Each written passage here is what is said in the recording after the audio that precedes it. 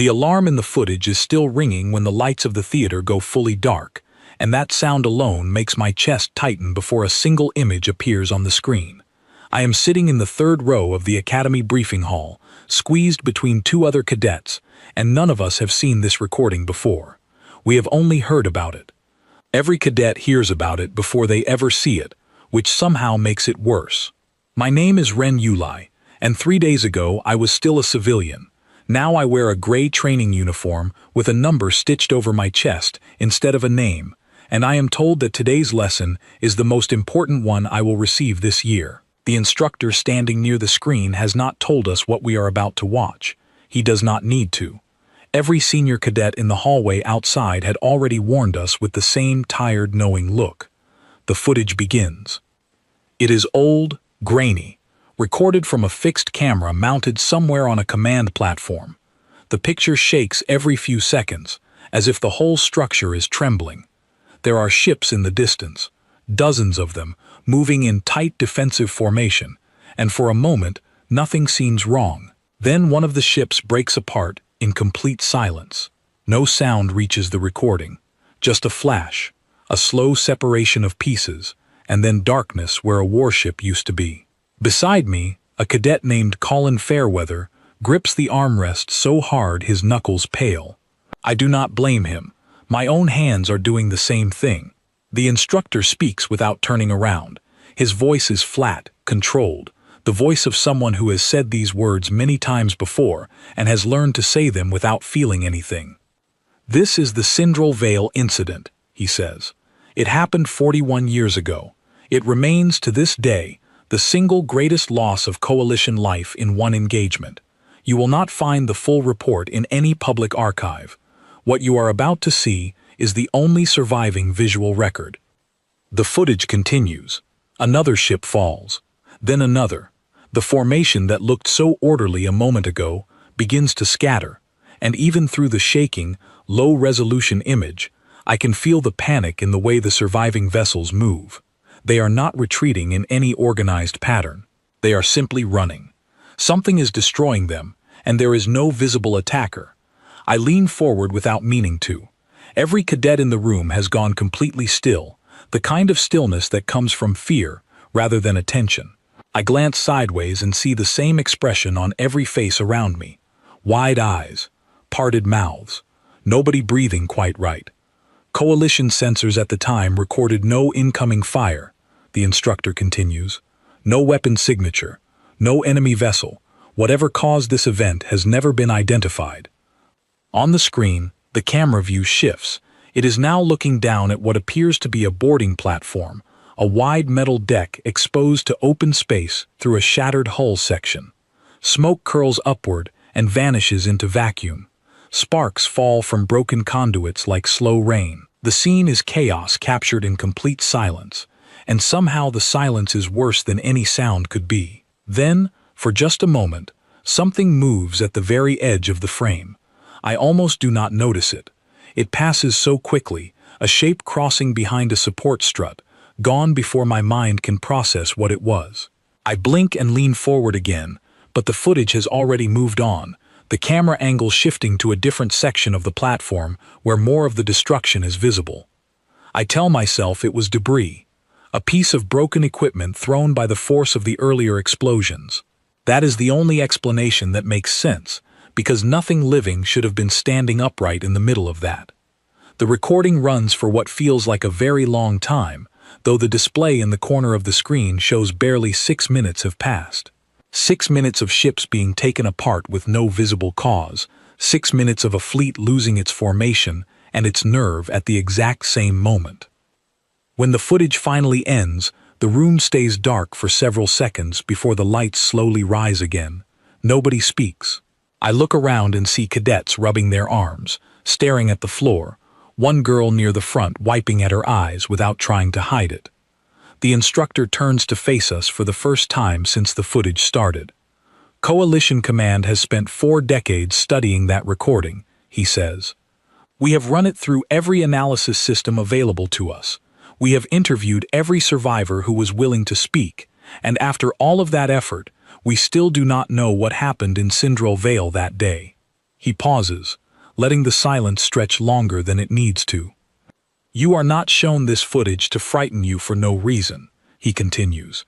You are shown this footage because fear, when it is properly understood, keeps you alive. The universe is larger and stranger than any of you currently believe. There are things in it that our sensors cannot explain, that our weapons cannot predict, that our strategies cannot counter. Sindral Vale is proof of that. Never forget what you saw today. He dismisses us a few minutes later, but the mood in the room does not lift. Cadets file out in near silence, glancing at each other as if checking whether everyone else felt the same crawling unease.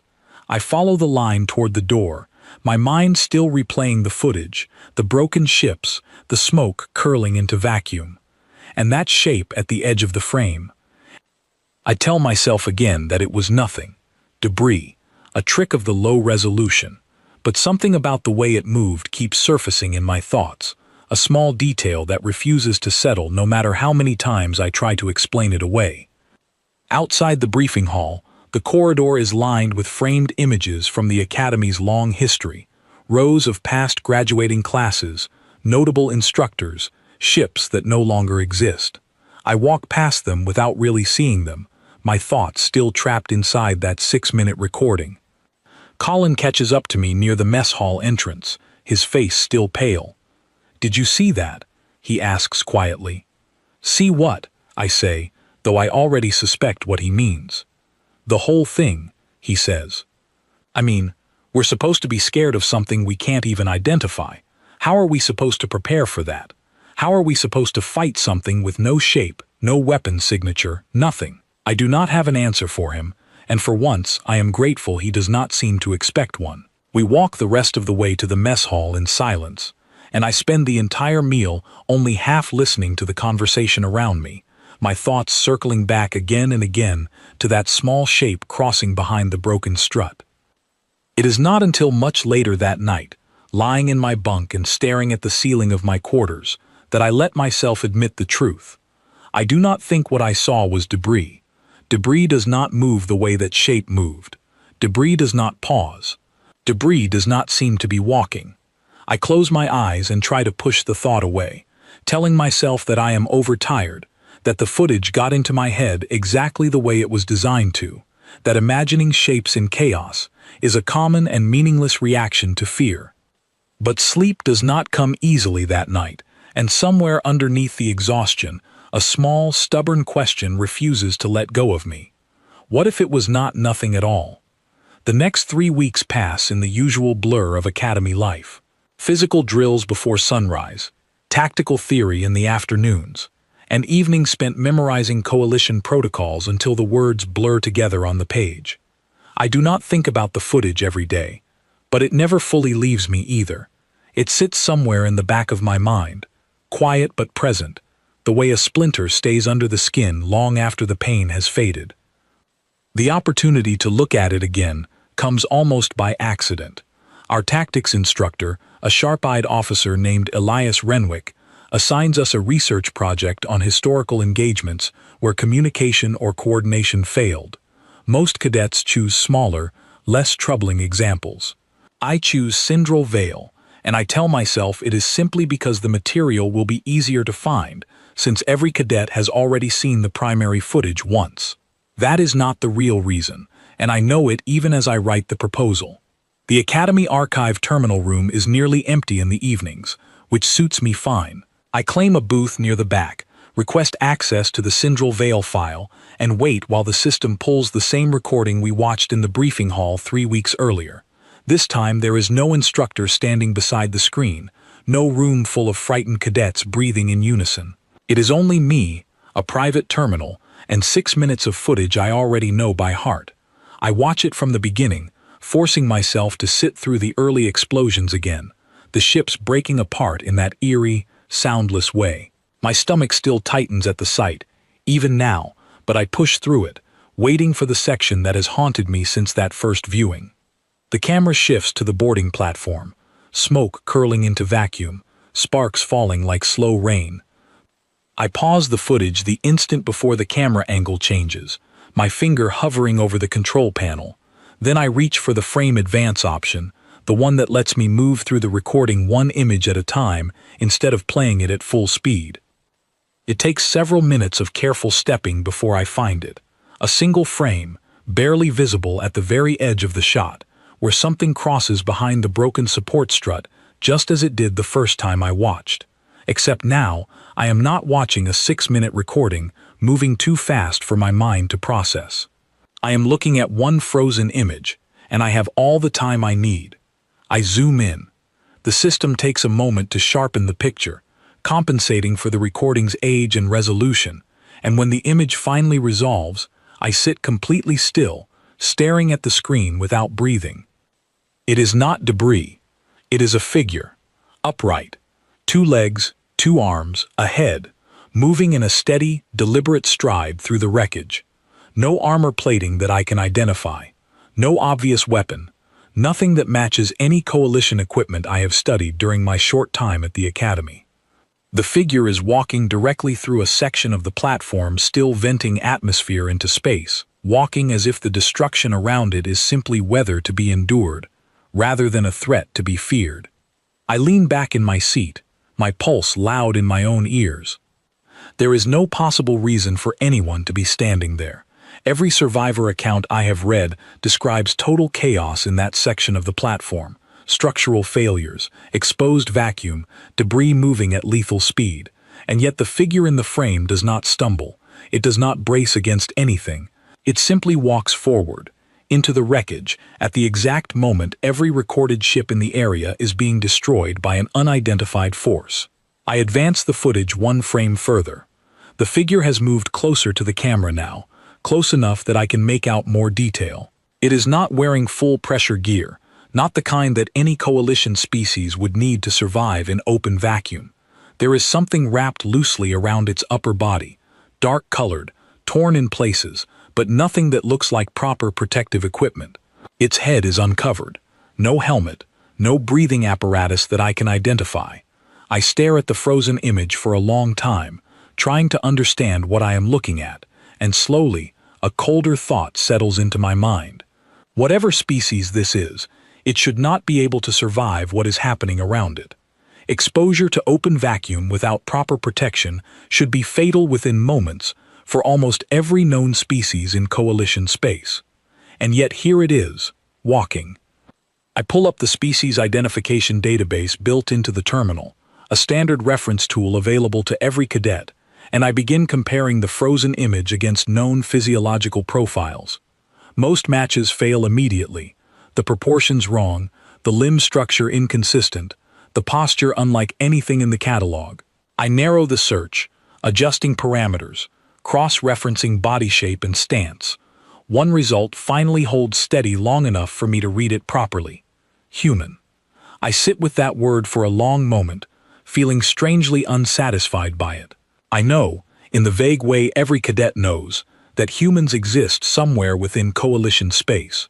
A relatively young species with a reputation for stubbornness and unpredictability, mentioned occasionally in passing during lectures but never studied in any detail.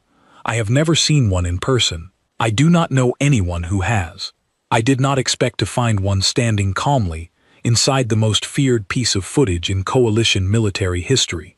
I advance the recording again, frame by frame, following the figure as it moves further into the ruined platform. At one point it pauses beside a section of collapsed framework, and for just a moment its head tilts, as if listening to something the camera cannot capture. Then it continues walking, disappearing behind another obstruction before the angle shifts entirely and the footage returns to wide shots of the surviving fleet in retreat. I sit back and rub my eyes, trying to process what I have just seen. Every version of this event that I have ever been told describes an unknown force, an unidentified threat, something coalition science has spent 41 years failing to explain. Nobody has ever mentioned a human being present. Not the instructor in the briefing hall, not the official summary in the historical archive, not a single line in any document I have read while researching this project. I check the timestamp on the footage and compare it against the mission logs listed in the public archive. According to the official record, No human personnel were assigned to the Sindral Vale operation. No human vessels were listed among the Coalition ships present. According to every document I can access, there should not have been a human anywhere near that engagement. And yet the footage clearly shows one walking through wreckage that was, by every account, killing everything else in its path. I glance around the archive room, suddenly aware of how alone I am. The other booths sit empty. The overhead lights hum faintly. It is well past the hour most cadets have returned to their quarters, and the silence around me feels heavier than it did a few minutes ago. I look back at the screen, at the frozen figure caught mid-stride in a place where nothing should have been able to stand. Part of me wants to close the file immediately, to convince myself that I misread the identification results, that fatigue and imagination are working together to invent something that is not really there.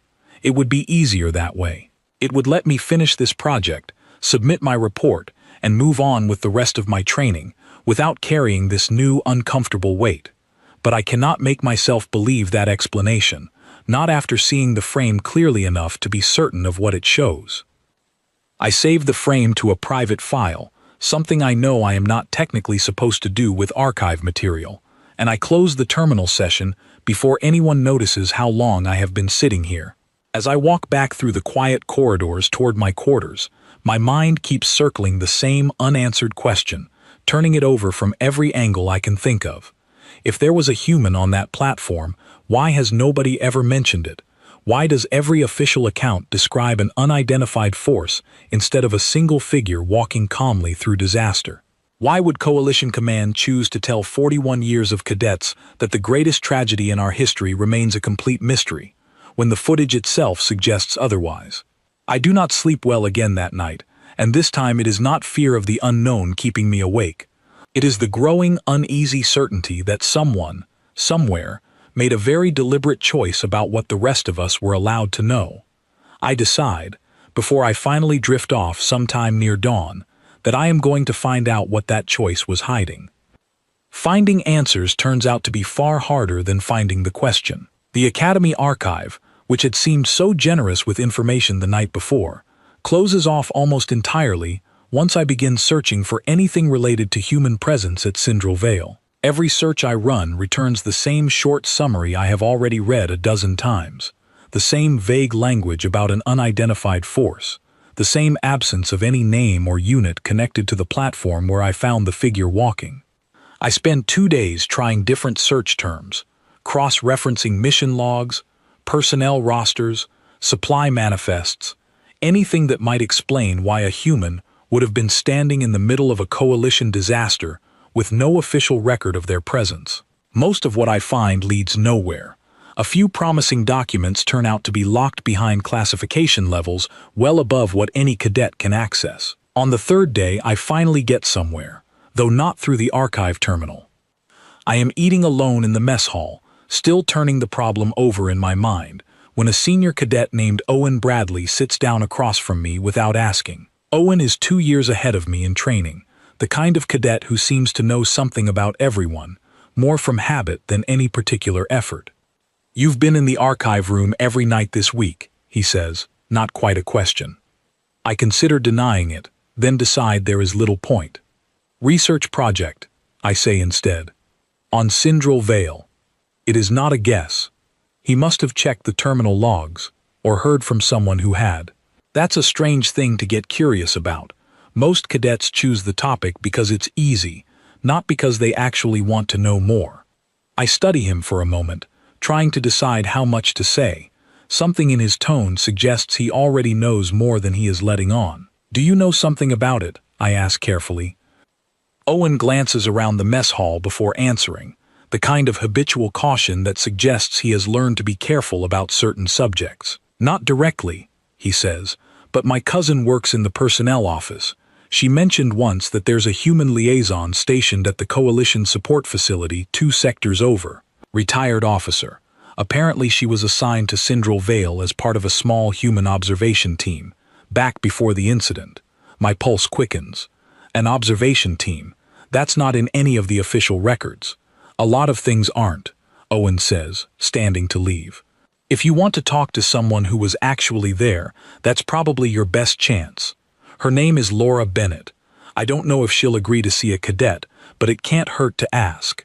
He walks away before I can ask him anything else, leaving me with a name and a location and a decision to make. Contacting a retired officer directly, especially about a classified incident, is not something cadets are typically encouraged to do. But I have already come this far, and the question refusing to leave my mind has only grown louder with every dead end I have hit in the archive. It takes me another day to work up the nerve to send a request, and another 2 days after that before a reply arrives. It is short, almost cautious in tone, agreeing to a brief meeting at the support facility during my next scheduled leave period. I read the message 3 times before I fully believe it is real. The support facility turns out to be smaller than I expected, a modest complex mostly used for coalition diplomatic functions and occasional human liaison work. I arrive nervous, unsure what to expect from someone who lived through the event that has haunted every cadet's first weeks of training for 4 decades. Laura Bennett meets me in a quiet lounge near the facility's entrance. She is human, older than I had imagined, with steady eyes and the kind of calm posture that suggests she has spent a long time learning to control her reactions. She gestures for me to sit across from her, and for a long moment she simply studies me without speaking. "You're young for this kind of curiosity," she finally says. "I saw something in the Sindral Vale footage," I say, deciding there is no point being anything but direct. "A figure, walking through the wreckage. The identification system matched it to your species, but there's no human presence listed anywhere in the official record." Something shifts in her expression, not quite surprise, more like recognition. "You found him," she says quietly. "Him," I repeat. She is silent for a long moment, her gaze drifting somewhere past me, somewhere I cannot follow. When she finally speaks again, her voice has dropped, softer than before, carrying the weight of something she has clearly not discussed often. "His name was Daniel Hart," she says. "He was part of a small human liaison team assigned to observe coalition fleet coordination exercises. It wasn't supposed to be a combat assignment. None of us expected trouble that day.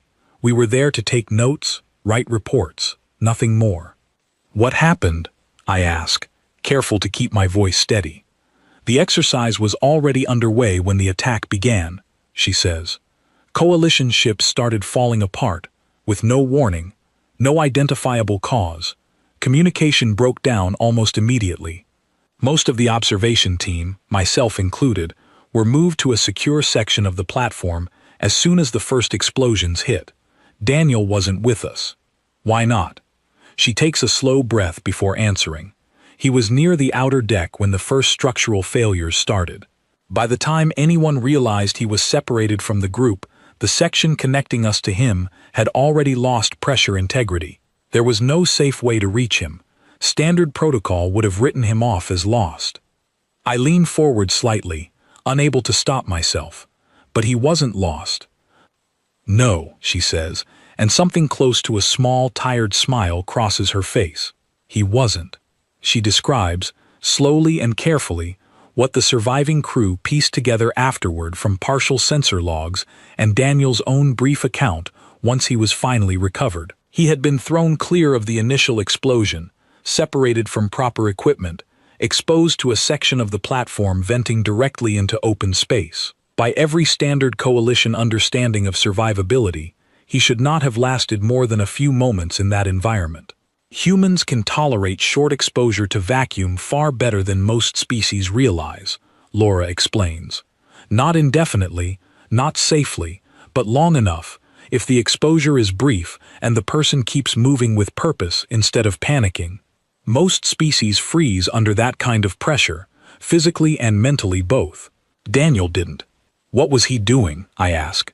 "In the footage, he looked like he was walking toward the fighting, not away from it." Laura nods slowly, as if she expected the question. "There was a maintenance access point on the far side of that platform," she says. "A manual override that could have restored partial pressure to several compartments, still holding crew who hadn't managed to evacuate. Daniel knew the layout from an earlier tour of the facility. He made a decision, in the middle of everything falling apart around him, to try reaching that override instead of waiting for a rescue that might never have come in time. I sit with that for a long moment, picturing the frozen frame I had studied so carefully in the archive room, the steady, deliberate stride through wreckage that should have killed him. Did it work? I ask quietly. The override. Yes, Laura says. It bought enough time for the remaining evacuation teams to reach several compartments that would otherwise have been lost entirely. I won't tell you it saved the whole platform. It didn't. Sindral Vale was still the worst loss our forces suffered in that era, but it was not as complete a loss as it might have been. I think about the official summary, the careful, vague language describing an unidentified force, decades of cadets taught to fear something Coalition Command claims it could never explain. Then why does nobody know this? I ask. Why does every record describe an unknown threat instead of what actually happened? Laura is quiet for a long time before she answers, and when she finally speaks, there is something careful and deliberate in the way she chooses her words. I think you already understand part of the answer, she says. The destruction that day was never caused by Daniel. Whatever force tore those ships apart has genuinely never been identified, not by coalition science, and not by our own investigators afterward. That part of the mystery is real, but somewhere in the process of compiling the official account, someone made a decision about how the rest of the story should be told. What decision? That teaching cadets to fear an unknown threat was useful, she says. That it built discipline, encouraged caution, reminded new officers that the universe holds dangers beyond their understanding. A single unarmed observer walking calmly through a disaster he had no reasonable way of surviving does not fit that lesson as neatly. It raises different questions. Questions Coalition Command may not have wanted several generations of cadets asking. I sit back, feeling something cold settle over me, not quite anger, not quite disbelief. Something closer to the slow realization that a story I had accepted without question for my entire short career had been carefully shaped long before I ever arrived at the academy. Where is he now? I ask. Daniel Hart. Laura's expression softens into something quieter, something closer to sadness. He passed away several years ago, she says. Complications from the exposure that day never fully left him. Even decades later, he never spoke publicly about what happened. I don't think he ever wanted the recognition. He always said he was simply trying to reach the override, nothing more heroic than that. I think about the instructor's voice in the briefing hall, the flat, practiced tone describing an unidentified threat that coalition science could never explain, and I feel the shape of the lesson shifting in my mind, becoming something entirely different from what I had been taught to believe. Thank you for telling me this, I say finally. Laura studies me for a long moment before responding. Be careful what you do with it, she says. Not because the truth is dangerous, because the people who chose to bury it may not welcome a cadet bringing it back into the light. I leave the support facility with more questions than I arrived with, but underneath the uncertainty, one thing has become clear to me. The footage every cadet fears is not a record of something unknowable. It is a record of someone the coalition chose not to explain, and I cannot decide, walking back toward the academy transport, whether that decision was born from caution or something closer to shame. Either way, I know I am not finished asking questions, and somewhere ahead of me, I suspect those questions are about to reach someone who already knows exactly what I have found. I return to the academy with the frozen image still saved on my private file and Laura Bennett's careful words still echoing in my mind. For 2 days I say nothing to anyone, unsure how to move forward, unsure whether raising this with a superior officer will be treated as diligent research or as something closer to insubordination. In the end, it is not my own decision that forces the issue. It is a summons. The message arrives during evening study hours, short and formal, requesting my presence in the office of Commander Euvan Cade, the same officer who stood beside the screen during my very first week at the academy, and told an entire room of frightened cadets that Sindral Vale remained an unsolved mystery. I read the message twice, my stomach tightening with the certainty that somehow, somewhere, my search has already been noticed. His office is on the upper level of the administration wing, a small room lined with old service commendations and a single wide window overlooking the training yard.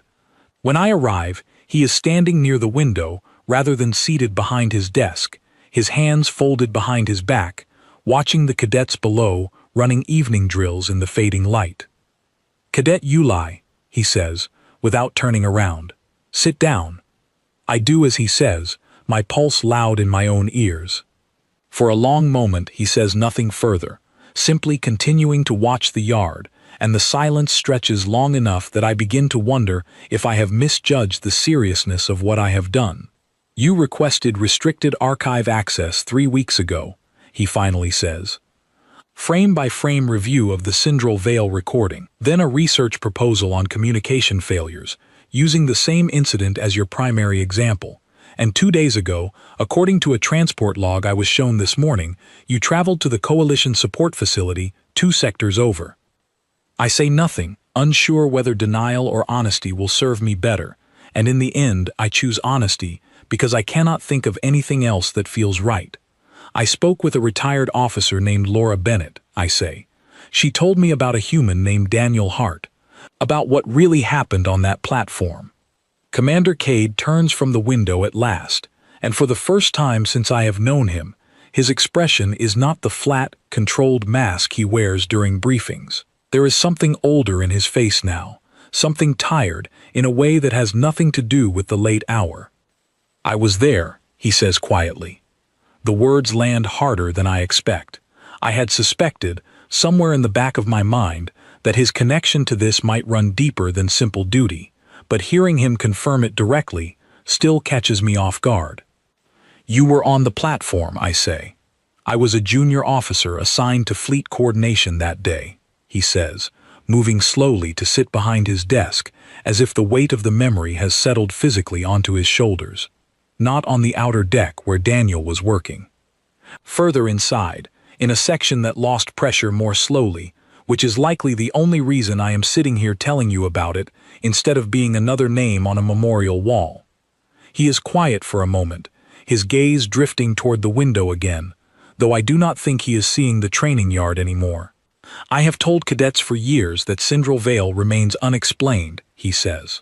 "That is not entirely a lie.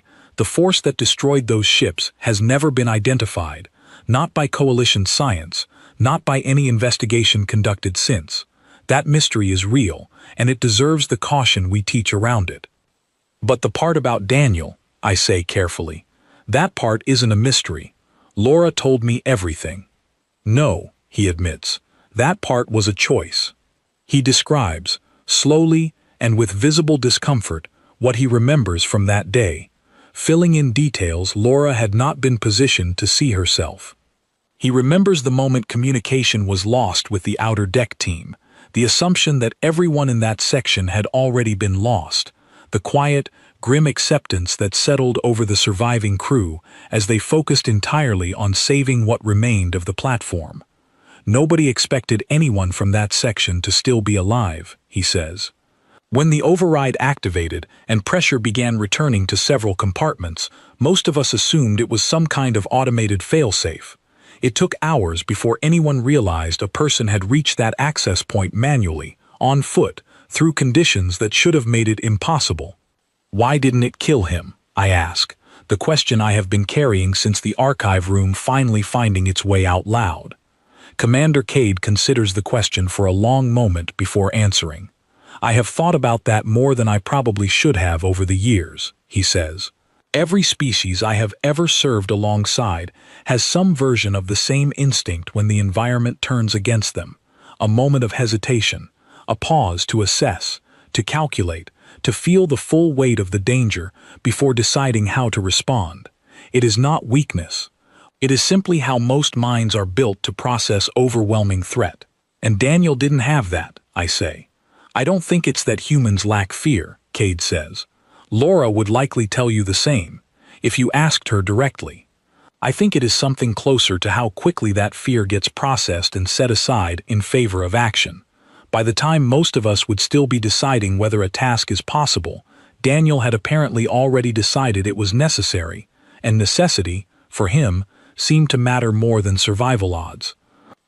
I sit with that for a moment, picturing again the frozen frame from the archive room, the steady, deliberate stride through wreckage that had made no sense to me the first time I saw it. That still doesn't explain why Coalition Command chose to hide it, I say. Why teach us fear of an unknown threat instead of telling us what actually happened? Cade is quiet for a long moment, and when he finally answers, his voice carries something closer to regret than justification. Fear of the unknown is a controllable lesson, he says. It teaches caution without complication. A single figure walking calmly through a disaster that should have killed him raises harder questions. Questions about what separates survival from recklessness. Questions about whether the caution we spend years training into cadets is always the right response, or whether it sometimes costs more than it protects. So the lesson was easier to teach as a mystery, I say slowly, understanding settling over me the way cold water settles into fabric. Easier, Cade agrees. Not necessarily better. He studies me for a long moment then, something shifting in his expression, an evaluation I cannot quite read. You could report this to me and walk away, he says. Finish your research project with the safer version of the story, the one every cadet before you has accepted without question. Nobody would fault you for it. It is, after all, the version Coalition Command has maintained for 4 decades. But, I say, sensing there is more to his words than a simple offer to let the matter drop. But I don't think you came this far to walk away quietly, he says. And frankly, neither did I, once I finally understood what I was continuing to teach every year I stood in that briefing hall. He reaches into a drawer of his desk and retrieves a small data chip, setting it carefully on the surface between us. This contains the unedited version of the Syndrome Vale recording, he says, not the version shown to cadets. The full footage, including several minutes that were removed from the standard training file decades ago. I have kept it for longer than I probably should have, uncertain what to do with it. I stare at the chip, understanding what he is offering me before he says another word. What do you want me to do with it? I ask. Commander Cade leans back slightly in his chair, and for the first time since I entered his office, something close to a tired, resigned smile crosses his face. I think that decision should belong to you, he says. You are the one who found him. It seems fitting that you should decide what happens next. I sit in the quiet office for a long moment, the small chip resting on the desk between us, carrying a truth that has waited 4 decades to be properly told. Outside the window, the training yard has gone fully dark, the evening drills finished, the cadets who ran them now somewhere inside preparing for another day exactly like the one that shaped me 3 weeks ago. I think about the fear that filled that briefing hall during my first week, the wide eyes, the held breath, the lesson designed to humble us before an unknown threat. I think about Daniel Hart walking steadily through wreckage that should have ended him, reaching for an override, not because the odds favored him, but because people were still waiting on the other side of it. I reach out and take the chip from the desk. I know what I want to do with it, I say. Commander Cade nods slowly, as if he expected nothing less. Then I suppose, he says quietly, it's time the rest of the academy learned the truth as well. What happens next does not unfold as quickly as I imagine it will that night in Commander Cade's office. Truth, I learn over the following weeks, moves slower than fear ever does. Fear can be planted in a single 6-minute recording and take root instantly. Truth requires review boards, careful verification, long conversations behind closed doors that I am rarely permitted to attend. Commander Cade submits the unedited footage through proper channels, along with a formal statement confirming his own presence at Syndrome Vale and his first-hand account of the events Daniel Hart set in motion that day. Laura Bennett, when contacted through official request rather than a nervous cadet showing up unannounced, agrees to provide her own testimony as well. For a while, the matter sits in review, and I return to my ordinary training routine, uncertain whether anything will ultimately change.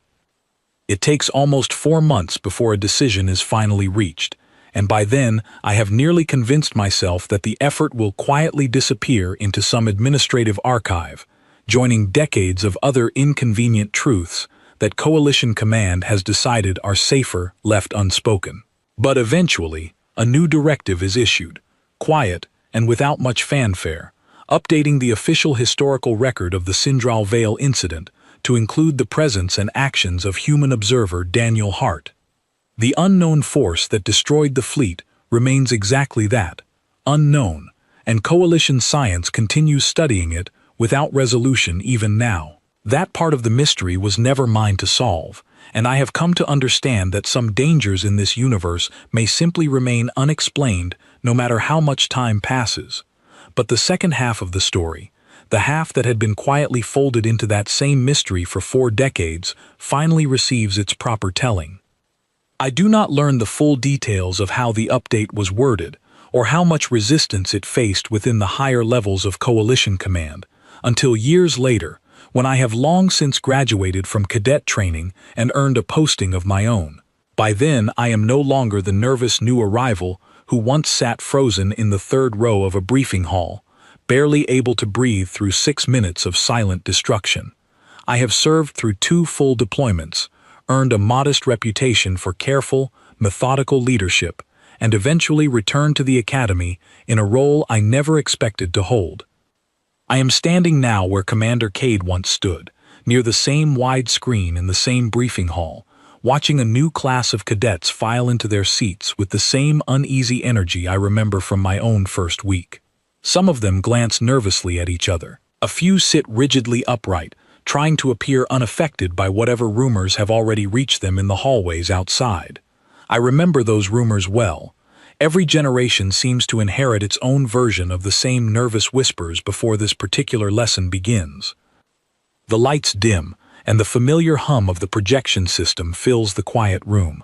I have watched this footage more times than I can easily count by now, and it no longer sends the same cold shock through me that it once did. What I feel instead, standing here as the recording begins, is something closer to responsibility, a weight I have carried since the night Commander Cade placed that small data chip in my hand and told me the decision of what to do with it belonged to me. The footage begins the same way it always has. Ships in tight defensive formation, the first flash of destruction, the slow, silent breaking apart of a warship that took decades to fully understand. But this version continues differently than the one I first watched as a nervous new cadet. This time, when the camera shifts to the boarding platform, I do not let the angle change before the figure crosses into frame. I have adjusted the footage myself, working carefully with the Academy's technical staff to slow the relevant sections just enough that no cadet in this room will miss what generations before them were never meant to notice. A young cadet near the front sits forward sharply. "Is that?"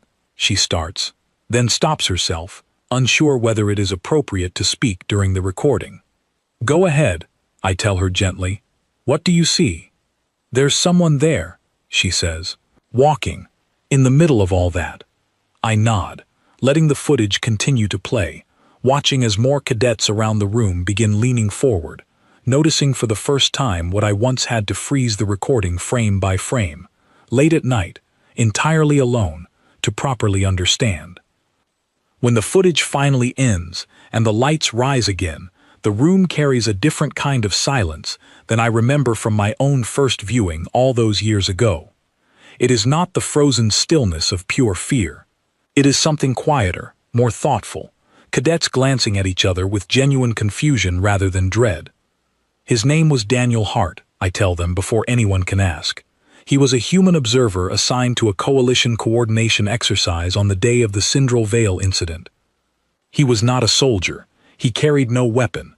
When the attack began, he was separated from the rest of his liaison team and exposed directly to open vacuum, with no proper equipment and no realistic chance of survival by any standard coalition understanding of the environment. I let that settle for a moment before continuing. He survived long enough to reach a manual override that restored pressure to several compartments still holding crew who had not managed to evacuate, I say. The exact force that destroyed those ships remains unidentified to this day. Coalition science has never solved that part of the mystery, and I will not pretend to you that it has. That danger was real, and the caution generations of cadets have been taught around it remains valid. A cadet near the back raises a hand, and I nod for him to speak. Then why did people used to think the whole thing was unexplained, he asks.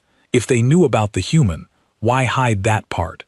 It is a fair question, one I have turned over in my own mind more times than I can count over the years since that quiet evening in Commander Cade's office. For a long time, I tell him, Coalition Command believed it was simpler to teach fear of the unknown than to teach a more complicated lesson. An unidentified threat is easy to understand. It reminds cadets to stay cautious, to respect the limits of what our sensors and strategies can predict. A single unarmed person walking calmly through a disaster that should have ended him raises harder questions. It asks you to consider what separates recklessness from necessary risk. It asks you to think about what you might do if the person waiting on the other side of danger mattered more to you than your own survival odds. The room is quiet again, cadets absorbing this in their own ways, some frowning thoughtfully, others simply staring at the now dark screen as if still picturing the figure crossing through wreckage. I am not telling you this story so that you fear humans, I continue. That was never the point, and if that is the lesson you walk away with today, then I have explained it poorly. Humans are not more powerful than any other species in coalition space. They do not possess some hidden strength the rest of us lack. What Daniel Hart demonstrated that day was not superiority. It was a difference in how quickly fear gets processed before action becomes possible. I pause, choosing my next words carefully, the same way Commander Cade once chose his, in that quiet office years ago. Most of us, when facing overwhelming danger, need a moment to fully understand the threat before we can decide how to respond, I say. That moment is not weakness. It has kept generations of coalition officers alive by preventing reckless, poorly considered action. But it comes with a cost as well, and Syndrome Vale is proof of that cost. In the time it might take most of us to properly assess a situation like the one Daniel faced, he had already decided what needed to be done and was already moving toward it. A different cadet, sitting near the middle of the room, speaks up without raising her hand first, catching herself and offering a quiet apology before continuing. "Is that something we're supposed to learn how to do?" she asks. "Move faster than fear?" I consider the question for a long moment before answering, wanting to give her something honest rather than something simple. "I don't think it works quite like that," I say. "I don't believe you can train yourself to feel less fear, and I would be cautious of anyone who claims they can teach you that. What I hope you take from this instead is a willingness to ask harder questions about the lessons you are given, especially the ones designed to frighten you into obedience without explanation. Fear, properly understood, keeps you alive. Fear left unexamined can also be used to keep you from asking who benefits from your obedience and why." I let the room sit with that for a moment longer before continuing, glancing toward the framed images lining the corridor outside, the same rows of past graduating classes and long-retired instructors I once walked past without truly seeing during my own first week here. Daniel Hart never sought recognition for what he did that day, I tell them. By every account I have gathered over the years, he considered his actions nothing more than a necessary response to an immediate problem, not an act of exceptional bravery. I think there is something worth learning in that as well. The most meaningful choices are rarely made with an audience in mind. They are made because someone decided, in the moment it mattered most, that the risk was worth taking regardless of who would ever know about it. I dismissed the class a short while later, watching them file out of the briefing hall in a very different mood than the one I remember from my own first viewing years earlier. There is no wide-eyed terror following them into the corridor this time. Instead, I catch fragments of quiet conversation as they pass, cadets discussing what they saw, asking each other questions, comparing interpretations of a lesson that no longer fits neatly into the simple fear it was once designed to instill. I remain in the empty briefing hall a little longer after they have gone, looking at the dark screen where the footage played only minutes before. I think about that first night in the Academy archive, alone at a private terminal, stepping frame by frame through 6 minutes of chaos until I finally found a shape that refused to make sense as anything other than what it actually was. I think about Laura Bennett's careful, measured voice describing a colleague she clearly still thought about often, decades after his passing. I think about Commander Cade standing at that same window overlooking the training yard, finally admitting a truth he had carried alone for far too long. And I think, most of all, about Daniel Hart himself, a man I never had the chance to meet, walking steadily through a place where nothing should have been able to survive, simply because people were waiting on the other side and he had decided that mattered more than the odds against him.